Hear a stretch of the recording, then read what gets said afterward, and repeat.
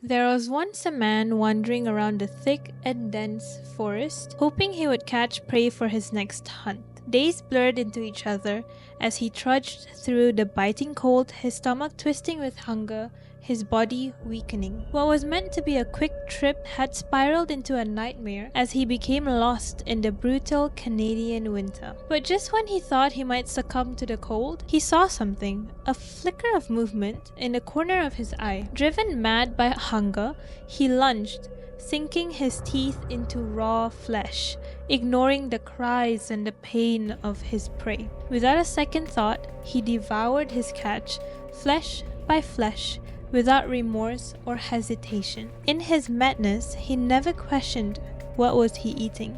He only knew he needed that food. And as his hunger was finally sated, he began to change, becoming something twisted, something ravenous. The man was no longer himself, because he did something that is considered by many to be the taboo of all taboos: cannibalism. In his madness of hunger, he had eaten another human being.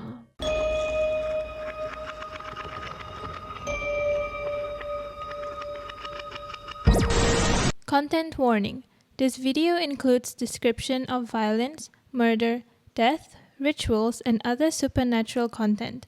Listener discretion is advised, as some stories may be unsettling or sensitive to certain audiences. Turn down the lights, snuggle up tight, and get ready for another Tuck Tale. Welcome everyone to another episode of Tuck Tales, where we'll take you across the seas exploring each corner of urban legends. I'm your host, Afrina, and I'm here with Niski. And today I'm taking you to the winters of Canada, telling you the legend of Wendigo, the man who transformed into a beast because he was a cannibal. Now, when I was researching about how he looked, the pictures that came out kind of scared me a bit.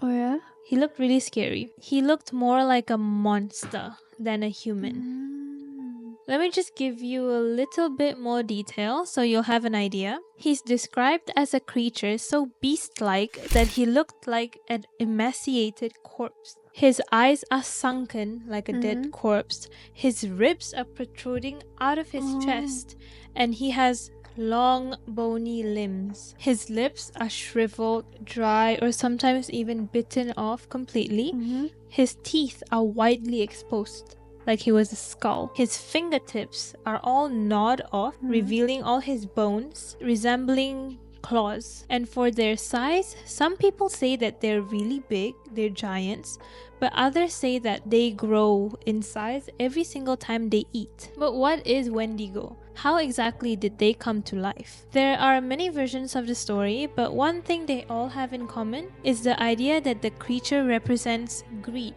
So legend has it that the Wendigo was once a lost hunter, like the earlier story, who had been driven mad by his hunger that he devoured another human being. This was also the version I shared in the beginning. But there are many other versions that are also quite interesting in my opinion. In one version, a human transforms into a Wendigo after their spirit or their soul inside their body is weakened by extreme conditions such as hunger and cold, which in Canada is quite normal because of the weather. They're so hungry that they turn into this Wendigo creature that seeks to find any living creature, including humans, to feed on because they're so focused on their hunger. Now, don't get me wrong, guys. I don't think you'll transform into one just because you're a bit hungry or a bit cold. I get hungry and cold all the time. What I mean is, like, after a few weeks of not eating, a few weeks or months of not feeling warmth on your skin, then you've gone crazy. You'll probably be a little mental. Now, that people believe is how you turn into a Wendigo, when you've gone a little bit cuckoo in the head because of hunger and cold. Now, another version has it that if one person dreams of the creature of the Wendigo, they would attract the Wendigo into clinging into their body because they're dreaming about them. They'll come to you, and when this happens, their body may become vulnerable to possessions. You can get possessed by the Wendigo when you're asleep. And when they're waken up, they might have this insatiable appetite for humans. But that's when you cannot fall into that trap, because once you eat another human flesh, you will become a Wendigo. So I mean, to avoid transforming to it this way, this particular version, just don't think about it too much, I guess. So you don't dream about it. Or if you do dream about it, he'll come to visit you at night. No, I'm scared. Regardless how he came to be, according to the legends, he now wanders the woods and the forests, obsessed with hunting for new victims, never being able to fully be full. Up until this point, if we didn't talk about how he originated, maybe we could mistake him as another predator in the wild. Maybe similar to a lion or a tiger. They don't really see that you're a human, they just eat you, right? But it's because we know how he came, so it's a little bit scary. And the Wendigo is not a normal animal-like beast.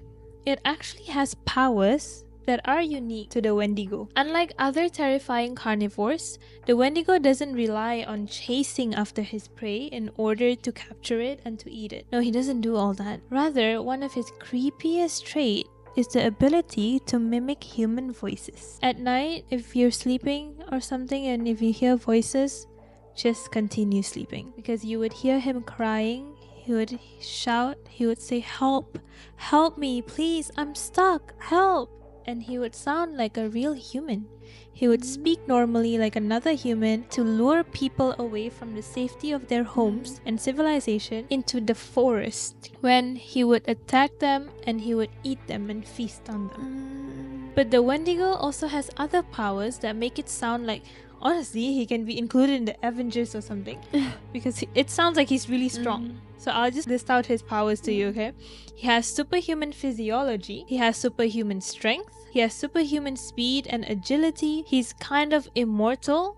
And the older they get, the more powerful they become. They have superhuman intelligence. They just have so much power. Also, the meaning of the word Wendigo plays a role here too. Now, the Wendigo can be roughly translated to an evil spirit that eats mankind. In the Ojibwe language, an indigenous language of North America of the Algonquin language. Not only that, another translation also says that the Wendigo have the power to curse humans by possessing them. Once he has infiltrated their minds, maybe through when you're asleep or when you're awake, he can turn them into a Wendigo as well, instilling upon them a similar urge to eat humans. It's like they're almost invincible. They have superhuman everything, but they're not.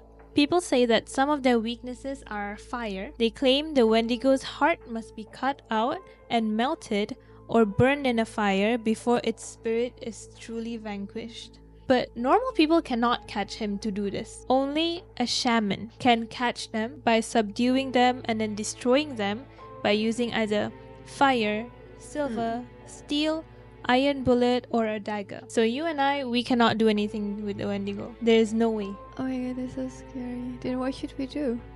Call a shaman.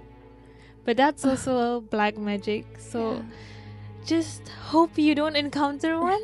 And you know what? We're talking a lot about this creature and this monster, but there's more to the Wendigo than just a story and their powers. The story of the Wendigo comes from Algonquin Native American folklore, one of North America's most populous native group, primarily in parts of Ontario and Western Quebec in Canada. So these tribes, they're centered along the Ottawa River. They've long passed down these chilling stories of a creature known as the Spirit of Lonely Place. It's a terrifying presence blamed for the mysterious disappearances of many people at just the turn of 20th century.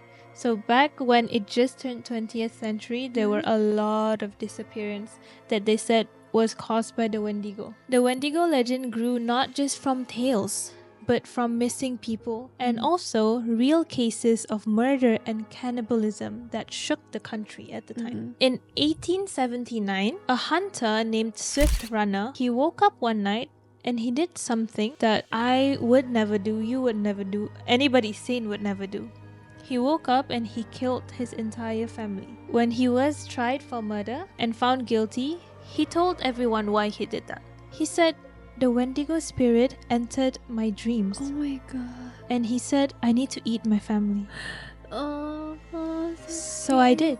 And a year later, he was hung. His case is just mind-blowing. How can you just listen to someone from your dreams? Yeah. But maybe he was possessed. We would never know. Yeah, you will never know. Now, there is another case. It happened in 1907 that also scared me so much when I was reading it. I got goosebumps. It happened in northern Ontario, Canada. The tribal shaman at the time, he's called Jack Fiddler. He has a brother. His brother is named Joseph Fiddler. So it's Jack and Joseph. Both at the time strangled a woman to death. And in trial, in their defense, they said, oh, we did that because we wanted to prevent her from getting possessed by the Wendigo. So we strangled her to death. They were tried, they were arrested, and they were put to jail. But the weird thing actually happened after they got arrested. The brother, Joseph, he escaped the police, and weirdly enough, after escaping, he strangled himself the same way. The other one, Jack, he died in prison from tuberculosis in 1909, about 2 years after. So both the brothers died within 2 years of each other. Do you think it's coincidence? I will put that as a karma. Good karma. It could be good karma, Mm-hmm. but maybe it does have something to do with the fact that the Wendigo attaches to you like an evil spirit. And they say that for the people who have encountered Wendigo, they would never be able to get away. And I heard that the spirit can attach to you if you come in contact with the Wendigo. And people think that when they say they strangled that woman because they were scared that she was getting possessed, they came into contact with the Wendigo and also died. I don't know about the theories, but it sounds very interesting and very eerie. If you think about it deeply, it's very creepy. And these cases have become very, very rampant in the early 20th century. People had to find out what is causing this. Who is the Wendigo? How can they kill so many people? How can people say I'm getting possessed or stuff like that? And whether it was real or a myth or whatever it was. So psychologists and missionaries came up with a term. It's called the Wendigo psychosis. Something like group psychosis at our era. They said that it describes the culture-bound syndrome among Native and First Nations people whose symptoms included delusions of becoming possessed by an evil spirit, depression, violence, a compulsion for a human flesh, and sometimes cannibalism. So these psychologists, they think that people were having psychosis. And there are instances where groups can have psychosis together. And this is the explanation, because they were hallucinating. The syndrome was also diagnosed in historical cases of cannibalism. So there were cases where people went into cannibalism and they were diagnosed with Wendigo psychosis. However, the existence of the syndrome is argued by other scientists. Some scientists think that this ain't it. This don't make sense. Yeah. But some of them try to make sense with what they have. So they say this Wendigo psychosis. And some anthropologists, some people who study the history, they believe that the legend was actually only a legend. And it was developed as a cautionary tale about the importance of community to guard against greed, selfishness, and isolation. They said that the Wendigo is just a personification of cold and hunger, because at that time with the weather, people got cold and hungry all the time and they did bad things. People wanted other people to just band together, share resources, particularly during the long, harsh winters, so they don't do all this greed stuff. The legend may also have served as a warning to children not to wander too far from the woods. So these are what some anthropologists think of how the Wendigo came to life. But is this really the case? While the vast majority of Wendigo sightings happened between 1800s and the 1920s, a few reports of the creatures have actually surfaced since then, in the modern day. In 2019, a hiker said that they heard mysterious howls in the Canadian wilderness, thinking they were caused by the infamous Wendigo. And there are still a lot more Wendigo sightings that have been reported. I don't know if what you guys believe, what versions you guys would take on. It could be wolf or other animals. It could be. It could be anything at this point. But the fact that so many cases of cannibals has been linked to the Wendigo, Yeah, saying it's that so scary. they got possessed by the Wendigo. And if you guys search it up online, you'll find many Reddit stories on sightings, even reports on them. I wanted to share some of the stories, but copyright is a thing, guys. I don't want to be copyrighted. But whether you think it's an evil spirit, a man turned into an evil spirit, or a personification of cold and hunger that turned into this big urban legend in Canada, it is true that greed can lead to some dangerous and bizarre things. I just hope that everyone stays away from greed, stay safe, and don't go hiking alone, guys. Don't go into the forest alone. And if you guys have any stories on the Wendigo, please let us know, because I think we'll be really interested in hearing them. And that's all. I hope you all enjoyed this episode. And if you love creepy urban legends, just tune in with us every Thursday on Spotify, YouTube, and other podcasting channels. That's all. Bye-bye.